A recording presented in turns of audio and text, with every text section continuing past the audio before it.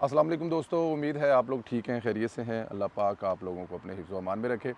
London में मौजूद है, इलफोर्ड में, जहाँ पर यूथियों का गढ़ है। और आपको पता है यूथियों का बड़ा तगड़ा गढ़ है, लेकिन हमें खैर कोई नज़र नहीं आया।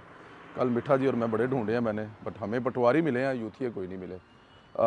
गुजारिश है आपसे, चैनल ज़रूर सब्सक्राइब किया करें, बेल आइकन को प्रेस करें और ज़्यादा से ज़्यादा व्हाट्सएप ग्रुपों में लिंक शेयर करें। नाश्ता करने के लिए रुके हैं, बड़ी मज़े की जगह है। इंग्लिश ब्रेकफास्ट कमाल का, लंदन के नाश्ते और इंग्लिश ब्रेकफास्ट क्या बात है। और उसके बाद फिर आज के दिन की जो है वो कार्रवाई शुरू होगी। जैसे आपको मालूम है कि आज वज़ीर आज़म साहब जो हैं वो एक बड़े इज्तिमा से ख़िताब करेंगे और वो रिकॉर्ड ब्रेक इफ्ताह होगा। मतलब कि ख़िताब होगा, इससे पहले कोई लंदन में कम अज़ कम कोई इस किस्म का ख़िताब नहीं होगा। लेकिन सबसे पहले फ़ितने की तरफ चलेंगे, क्योंकि फ़ितने के भी फ़ितना जो है ना वो मतलब वाकई फ़ितना है। इमरानी फ़ितने का जो मुसलसल शिकस्त का शिकार है, कोई शक नहीं है। कोई हथकंडा कारगर साबित नहीं हो रहा। यही वजह है कि वो खुफिया कार्ड भी इस्तेमाल करने पड़ गए हैं, जिनका नाम लेने से भी इंसान डरता है। कम अज़ कम मुसलमान हैसियत होने की हैसियत से तो आप ज़रूर डरते हैं। कादियानी कार्ड कभी खुलकर सामने नहीं आया था, क्योंकि इमरान खान जानता था जो मज़हब फ़रोशी करता है, अब वो अगर कादियानी कार्ड का पता चल गया तो जूते पड़ेंगे। लेकिन इस बार जब आलमी सतह पर पीटीआई ने कादियानी लॉबी से सपोर्ट का मुतालबा किया, तो उन्होंने कहा कि हम पहले भी खुलकर सपोर्ट करें, क्योंकि हमारे इस मिशन को अपने फॉलोअर से तईद कराएं, जो कि हमारी बुनियाद है। यहाँ से पीटीआई का मिशन नूर की मुहिम शुरू हुई है। मिशन नूर दर हकीकत कादियानियों की इस्लाह है, और ये मिर्ज़ा ग़ुलाम कादर कादियानी के करीबी साथी और कादियानी खलीफा हकीम नूरुद्दीन से मंसूब है। और कादियानियों की कोई नई बैत करानी हो या फिर अपनी तबलीगी मुहिम चलानी हो, तो वो इसको मिशन नूर का नाम देते हैं। ये इसकी तारीख़ है, और ये जो तारीख़ है वो भरी पड़ी है। इसके लिए ये कोई नई बनी बनी बनाई बात नहीं है। आप चले जाएँ, आप किसी भी इस वक्त एआई के टूल पर चले जाएँ, आप गूगल पर चले जाएँ और जाके सिर्फ मिशन नूर लिखें, तो आपको उसके नीचे उसकी सारी तफसीलात जो है वो मिल जाएगी। छोटा सा तारफ़ था मिशन नूर का। अब ज़रा मुहिम की तरफ आएँ। 20 सितंबर को पीटीआई ने मिशन नूर के आगाज़ का ऐलान किया। 20 सितंबर 1948 को ही कादियानियों के मरकज़ रबवा का क़याम अमल में आया। 20 सितंबर 1948 को रबवा में कादियानियों के मरकज़ रबवा का, फिर कह रहा हूँ कि उसकी बुनियाद रखी थी। अब आप इससे अंदाज़ा कर लें। और दूसरी बात यह है कि देखें, इस पे मैं तो कम से कम कभी बात करता नहीं है। मैं बिल्कुल भी मज़हब जो है ना, लेकिन ज़ाहिर है ये हमारा अक़ीदा है और ये हमारे अक़ीदे से हट कर है, और इनके बारे में बताना तो मेरे ख़्याल में वैसे भी सवाब है। और इमरान खान साहब की फ़ैमिली के बारे में आप जानते हैं, उसके नाना के बारे में जानते हैं। मतलब एक तरफ से कादियानी और दूसरी तरफ से बच्चे जो उसके हैं वो यहूदी हैं। अब बस मैं क्या कहूँ, ये इंसान जो था वो हमें रियासत मदीना बनाकर देने वाला था। अंदाज़ा करें कि पीटीआई ख़त्म नबूव्वत पर भी ज़रब लगाने से बाज़ नहीं आई, और कई अनजान पीटीआई के फॉलोअर जो हैं वो भी इसका इस्तेमाल हो रहे हैं। लेकिन जब असलियत का पता चला, सोशल मीडिया पर मिशन नूर की हकीकत का प्रचार हुआ, तब पीटीआई के आकबत अंदेश रहनुमाओं को एहसास हुआ कि ये तो हम गलत सिमत पर चल रहे हैं, या फिर उन्हें मजहबी रुझान के हमल अपने वोट बैंक और सपोर्ट की फ़िक्र पड़ गई।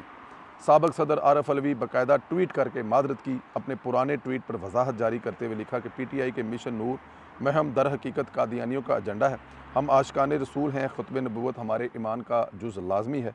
फिर अली मोहम्मद साहब ने एंट्री मारी और उन्होंने भी कहा कि मिशन नूर की अगली पिछली तारीख निकाल कर सामने रख दी। बल्कि अली मोहम्मद नूर ने तो बाकायदा तौर पर ट्वीट किया है। अगर आप अली मोहम्मद नूर के ट्वीट पर जाएँ, तो उन्होंने साथ में लिखा है कि ये है क्या, कब शुरू हुआ, कब से चल रहा है, इसकी हकीकत क्या है, वो सारा उन्होंने खुद के लिख दिया है। वाज़ह किया कि मिशन नूर का तल्लक मलाउन मिर्ज़ा कादियानी और इसके साथी हकीम नूरुद्दीन से है, इसलिए वो दूरी इख्तियार करना ज़रूरी अमर है, बल्कि इसे ईमान का हिस्सा करार दिया। इस तरह हलीम आदल शेख ने भी वीडियो और ऑडियो मैसेज करके अपने फॉलोअर को इस मिशन का हिस्सा बनने से मना कर दिया, और यही हकीकत है कि कादियानियों की मुहिम इसका हिस्सा मत बने। क्योंकि पीटीआई अपनी मरकज़ी रहनुमाओं की जानिब से निशानदेही के बावजूद मिशन नूर की मुहिम जारी रखने पर बज़िद हैं, तो ये भी वाज़ेह है कि पीटीआई का असल कमान ही कादियानियों के पास है, वही इसका कंट्रोल संभाले हैं, पार्टी में किसी को इख्तियार नहीं देते। देखें, अब इसका फ़ैसला आप लोग कर लें। अब हम यहाँ से जो है ना वो पार्टी को छोड़ देते हैं, सियासत को छोड़ देते हैं, मुल्क को छोड़ देते हैं, सब कुछ छोड़ देते हैं। एक चीज़ को याद रखें हैं, वो है ला इलाहा इल्लल्लाह मुहम्मदुर रसूलुल्लाह।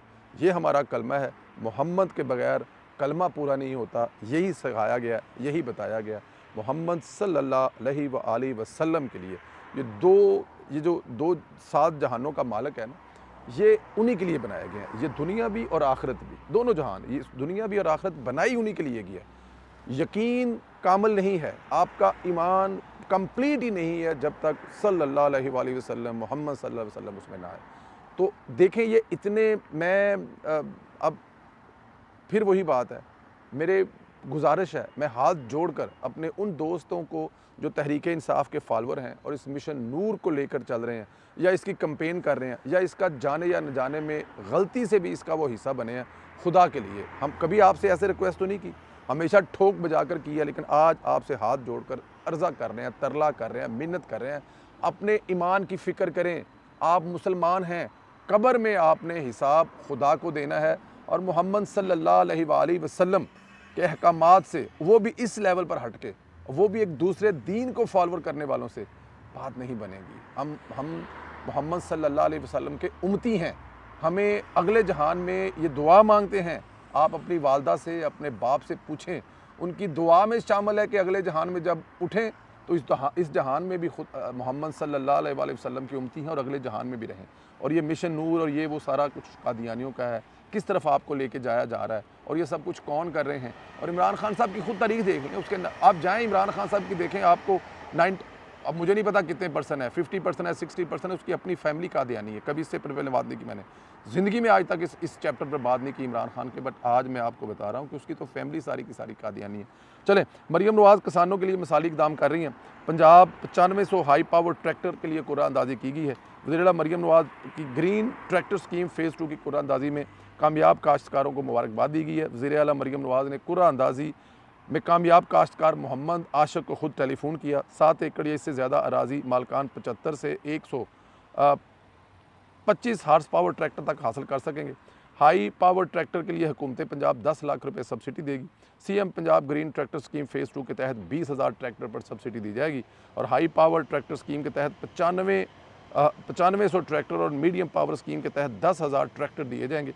ग्रीन ट्रैक्टर स्कीम फ़ेज़ 2 के लिए 7,34,000 किसानों ने अप्लाई किया है और ये 7 लाख, आप देखें वो कह रहे हैं कि पंजाब में हुकूमत जो है वो किसानों में रुल गए हैं।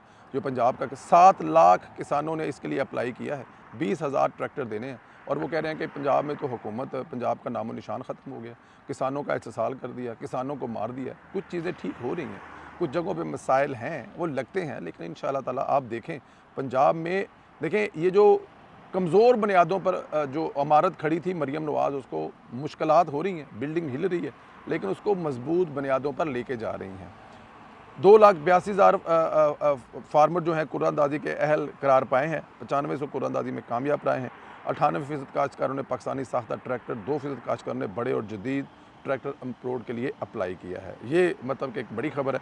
अच्छा जी, federal board of revenue FBR ने सोशल मीडिया पर दौलत की नुमाइश करने वालों के खिलाफ भी कार्रवाई का फैसला किया है और ज़राए के मुताबिक सोशल मीडिया पर दौलत की नुमाइश करने वाले लाखों अफराद का डेटा जमा कर लिया गया।